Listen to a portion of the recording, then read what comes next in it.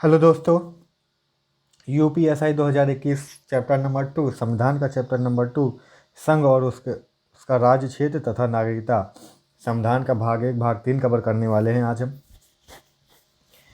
ठीक है। भाग 1 में क्या आता है? संघ एवं उसके राज्य क्षेत्र। भाग 2 में आता है नागरिकता। तो आज इसे हम देखते हैं।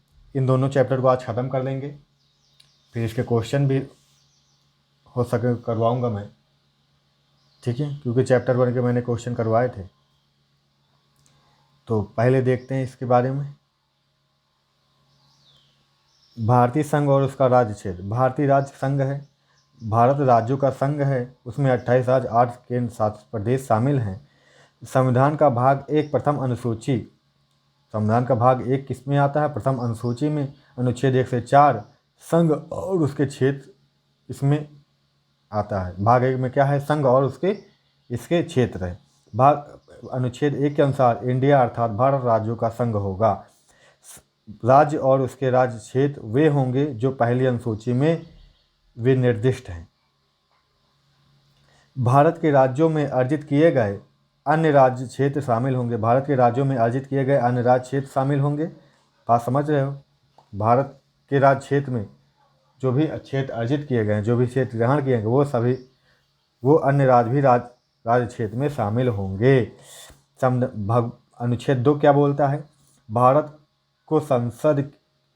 की संसद को विधि अर्थात कानून द्वारा ऐसे निबंधों और शर्तों पर जो वह ठीक समझे संघ में नए राज्य का प्रवेश या उसकी स्थापना की शक्ति प्रदान करता। अर्थात कहने का मतलब ये है, संसद को यह अधिकार है कि उसमें नए राज्यों को नए राज्य को निर्माण कर सकती है या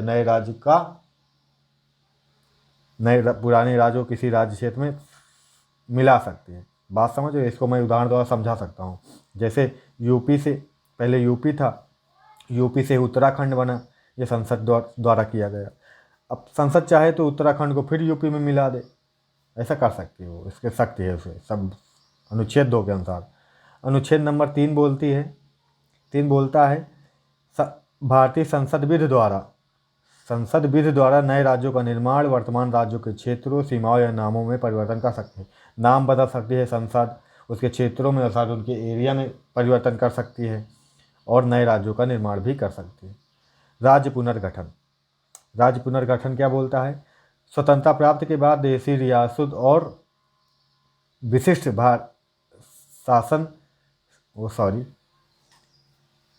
विशिष्ट शासित भारतीय रियासतों का विलय कर दिया गया। स्वतंत्रता जब प्राप्त हुई, देशी रियासतें थी जो विशिष्ट शासित भारतीय रियासतें थी, उन सबका क्या कर दिया गया? विलय कर दिया गया, उन सबको शामिल कर लिया गया अपने में। आंध्र प्रदेश के भाषी आधार पर गठन के बाद आंध्र प्रदेश का सबसे पहला भाषा के आधार पर किसे गठन किया गया था? आंध्र प्रदेश को। के बाद 1953 में फजल अली की अध्यक्षता में नए राज्यों के गठन के बारे में एक आयोग का गठन किया गया। तो याद रखिएगा, पहले किसका विभाजन होता, सब ये क्वेश्चन पूछता है। सर्वप्रथम किसका विभाजन हुआ था? भाषा के आधार पर आंध्र प्रदेश का। ठीक, उसके बाद फजल अली आयोग बना था जिस नए राज्यों के गठन के लिए। फजल अली आयोग की सिफारिशों के तहत राज्य पुनर्गठन अधिनियम, ठीक है, राज्य पुनर्गठन अधिनियम 1956 के द्वारा राज्यों के निर्माण का मार्ग प्रशस्त हुआ। इसके आधार पर 14 राज्य, 6 केंद्र शासित या संघ शासित प्रदेश का निर्माण हुआ था। तो शुरुआत में कितने बने थे राज्य? 14 राज्य, 6 केंद्र। 1 मई 1960 को मराठी व गुजराती भाषियों के बीच संघर्ष के कारण मराठी गुजराती भाषा के बीच संघर्ष हो गया था, इनमें मतभेद हुआ, तो संघर्ष के कारण बम्बई राज्य का बंटवारा कर दिया गया। बम्बई को महाराष्ट्र और गुजरात में बांट दिया गया। तो एक नया राज्य और बन गया, पहले एक था, 14 थे, तो अब कितने हो जाएंगे? 15 हो जाएंगे। फिर आगे क्या हुआ? भारत सरकार ने 18 दिसंबर 1961 को गोवा, दमन व द्वीप को पुर्तगालियों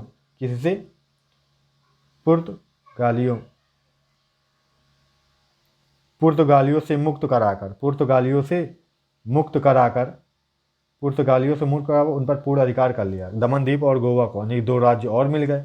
12वें संविधान संशोधन और गोवा और दमन द्वीप को प्रथम प्रविष्ट में शामिल करके भारत का अंग बना दिया गया।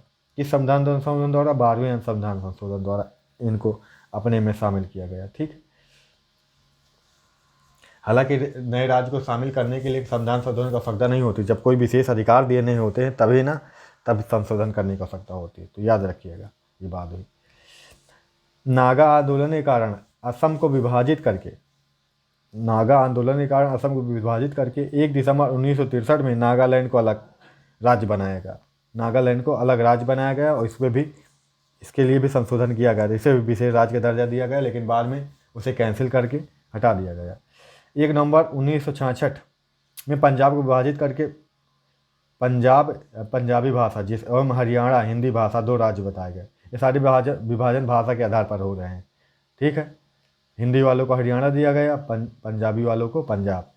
26 जनवरी 1971 को हिमाचल प्रदेश व 21 जनवरी 1972 को मणिपुर, त्रिपुरा, मिजोरम को पूर्ण राज्य का दर्जा दिया गया। नए नए राज्य बढ़ते जा रहे हैं। अगला है 26 अप्रैल 1975 को सिक्किम को पूर्ण राज्य का दर्जा दिया गया। 20 फरवरी 1987 को मिजोरम व अरुणाचल प्रदेश तथा 30 मई 1987 को गोवा को पूर्ण राज्य का दर्जा दिया गया। ध्यान रखिएगा, ये सब पूछता है। वर्ष 2000 के मध्य प्रदेश से छत्तीसगढ़ अलग किया गया। उत्तर प्रदेश से उत्तरांचल अर्थात उत्तराखंड तथा बिहार से झारखंड नामक राज्य बनाए गए। 2 जून 2014 को भारत का 29वां राज्य तेलंगाना अस्तित्व में आया। यह आंध्र प्रदेश को विभाजित करके बनाया गया था। अभी भी है, लेकिन वर्तमान में ये 29वां बनाया गया था तब, लेकिन वर्तमान में 28 ही है, जब से जम्मू कश्मीर वाला मैटर हुआ था। समझ रहे हो ना, सबको मालूम होगा जम्मू कश्मीर वाली बात।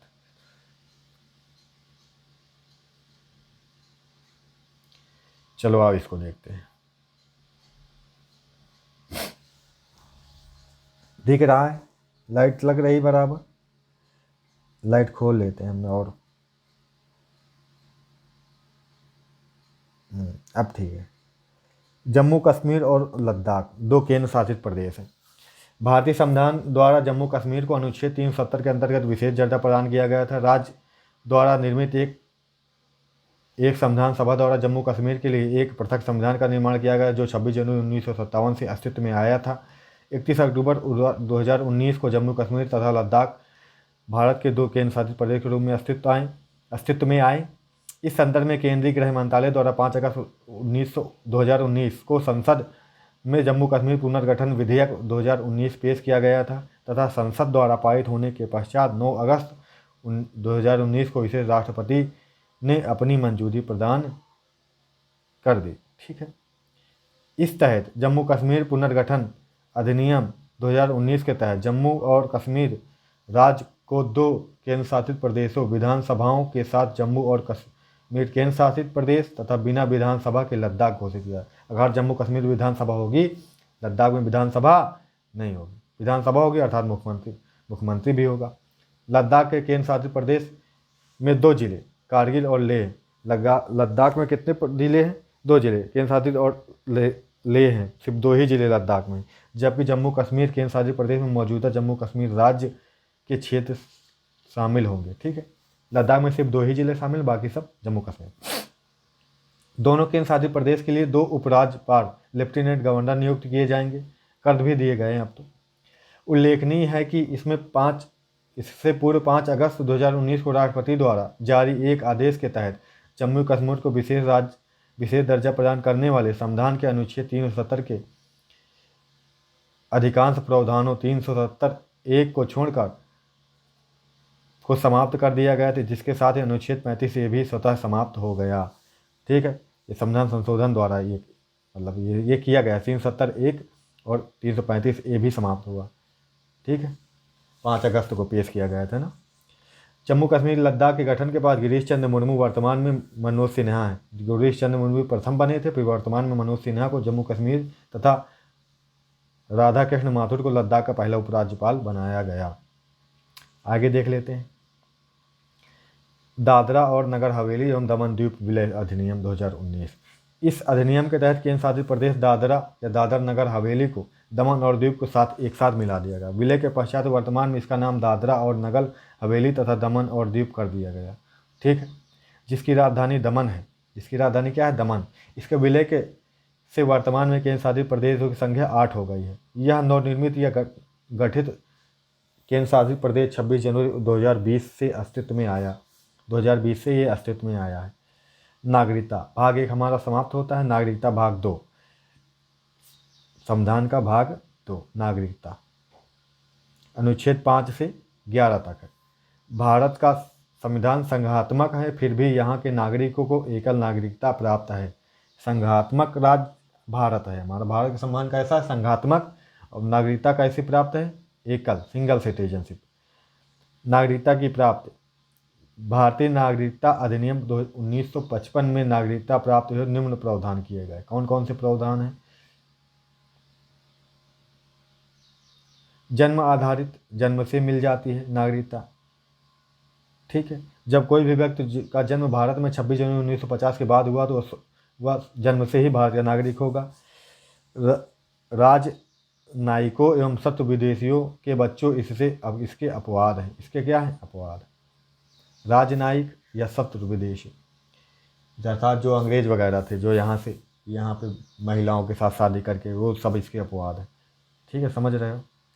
वंशानुगत या रक्त संबंध आधारित, ये कैसे है? कोई व्यक्ति जिसका जन्म 26 जनवरी 1950 के बाद भारत के बाहर हुआ है, अपेक्षा से अधीन रहते हुए, कतिपय अपेक्षाओं के अधीन रहते हुए भारत का नागरिक होगा यदि उसके जन्म के समय उसका पति भारत का नागरिक रहा हो।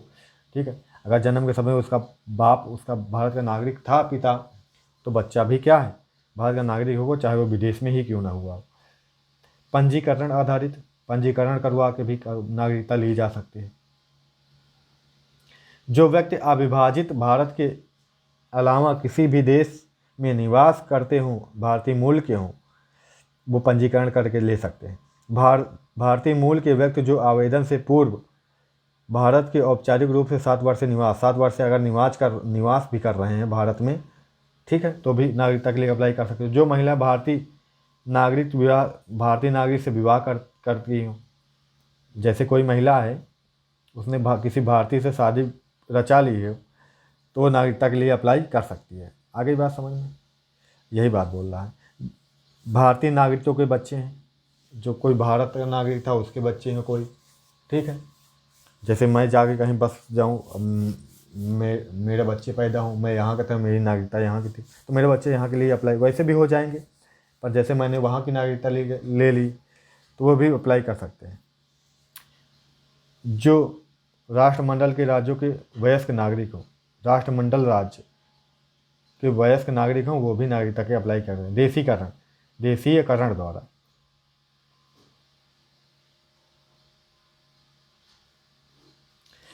वह किसी ऐसे देश का नागरिक न हो जहां भारत का देशीयकरण प्रतिबंधित हो। ठीक है, उसके द्वारा उसके देश की नागरिकता के त्यागपत्र दे दिया गया हो, ऐसा कुछ नहीं होना चाहिए। आवेदन करने से ठीक पूर्व उससे भारत में कम से कम कुल 1 वर्ष तक का निवास किया हो अथवा भारत की सेवा में रहा हो। वह उपरोक्त एक वर्ष के ठीक पूर्व 7 वर्ष की अवधि में कम से कम कुल 4 वर्ष तक भारत सरकार की नौकरी में रहा हो अथवा भारत में निवास करता हो। ऐसा कुछ भी है तो भी अप्लाई कर दे सकता है, उसे नागरिकता दी जा सकती है। भारतीय राज क्षेत्र के विस्तार द्वारा।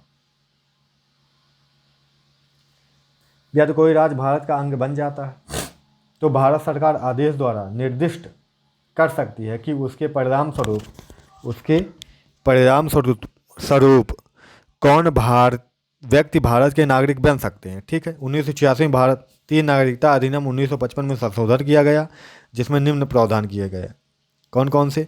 जन्म के आधार पर नागरिकता केवल वही व्यक्ति अर्जित कर सकता है जिसने 10 दिसंबर 1992 के बाद भारत के बाहर जन्म लिया हो, भारत का नागरिक होगा यदि माता पिता में से कोई जन्म के समय भारत का नागरिक था। ठीक है, ये तो समझ गया, सिंपल सा पॉइंट है। पंजीकरण के माध्यम से जो व्यक्ति भारतीय नागरिकता प्राप्त करना चाहते हैं उन्हें अब भारत में कम से कम 5 पूर्व में यह 6 माह तक की थी। कम से कम 5 वर्ष निवास करना होगा। ठीक है। 3, भारतीय पुरुष से विवाह करने वाली विदेशी महिला को नागरिकता प्राप्त करने हेतु अधिकार प्रदान किया गया है। कोई भी व्यक्ति अब देशीकरण द्वारा नागरिकता तभी प्राप्त कर सकता है जब वह कम से कम 10 वर्ष तक भारत में निवास कर चुका हो। इससे पहले यह अवधि 5 वर्ष तक थी। याद रखिएगा, इतने परिवर्तन हो गए। ये तो वही पेज है, ये वही पेज है। अब आ जाते हैं नागरिकता संशोधन अधिनियम 2019, जिस पर बड़ा विवाद हुआ था। नागरिकता संशोधन अधिनियम 2019 यूसीए सिटीजनशिप एमेंडमेंट एक्ट 2019 भारतीय नागरिकता अधिनियम तो 1955 को संशोधन करता है। ठीक है। यह अधिनियम अफगानिस्तान, बांग्लादेश और पाकिस्तान के 6 समुदाय कौन कौन से? हिंदू, सिख, बौद्ध, जैन, फारसी, ईसाई से संबंधित अवैध प्रवासियों को नागरिकता की प्राप्तता देने का प्रावधान करता है। यह अधिनियम 10 जनवरी 2020 से प्रभावी है। 10 जनवरी 2020 से प्रभावी है। यह संशोधन अधिनियम यह प्रावधान करता है कि उपरोक्त तीनों देशों के 6 समुदाय के अवैध प्रवासियों के तौर पर व्यवहार नहीं किया जाएगा, यद्यपि उन्होंने 31 दिसंबर 2014 को या उससे पहले भारत में प्रवेश किया हो। अगर इतनी तारीख को या इससे पहले भारत में प्रवेश किया है तो वो भी कुल मिला के भारत के नागरिक, अब उन्हें नक्सली नहीं माना जाएगा या फिर उन्हें विदेशी नहीं माना जाएगा, वो भारतीय कहलाएंगे। ठीक है, वो भारतीय कहलाएंगे, वो भारत में उन्हें नागरिकता दे दी जाएगी। ठीक, इसमें मुस्लिम नहीं है, इसीलिए इसके विवाद गया कि ये धर्म के आधार पर किया जा रहा है संशोधन इसमें, क्योंकि अगर ये जो भी देश हैं बांग्लादेश, पाकिस्तान, अफगानिस्तान, ठीक है, इनका धर्म मुस्लिम है तो मुस्लिम वहाँ तो ऐसे भी नहीं भागते।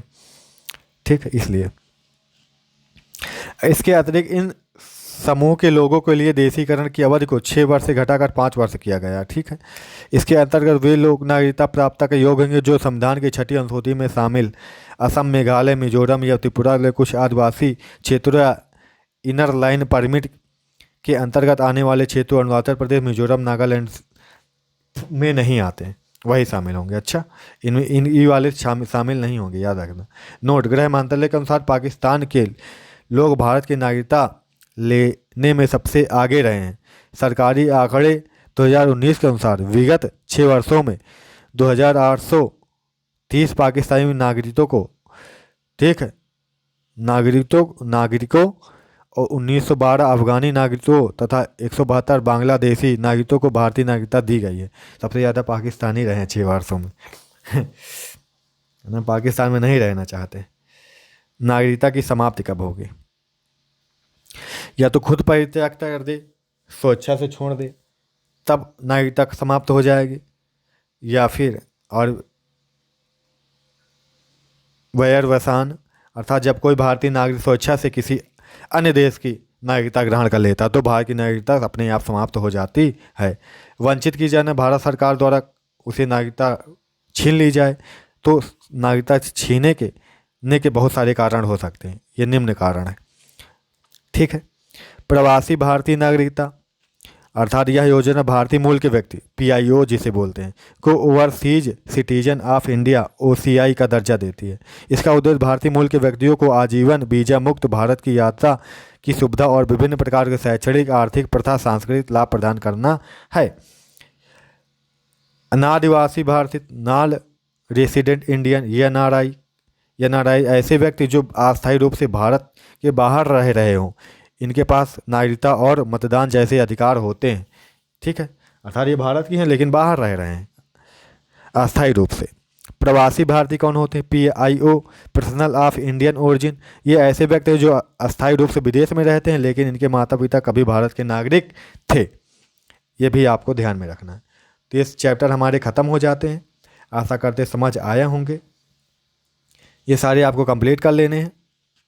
मिलेंगे अगली वीडियो में। इसके बाद भाग 3 देखेंगे संविधान का, भाग 3 और 4 देख लेंगे। Thank you so much. मिलेंगे अगली वीडियो में। चैनल को सब्सक्राइब करना मत भूलिएगा, वीडियो को शेयर करना मत भूलिएगा, ताकि मुझे भी इस काम को करने के लिए मोटिवेशन मिलता रहे।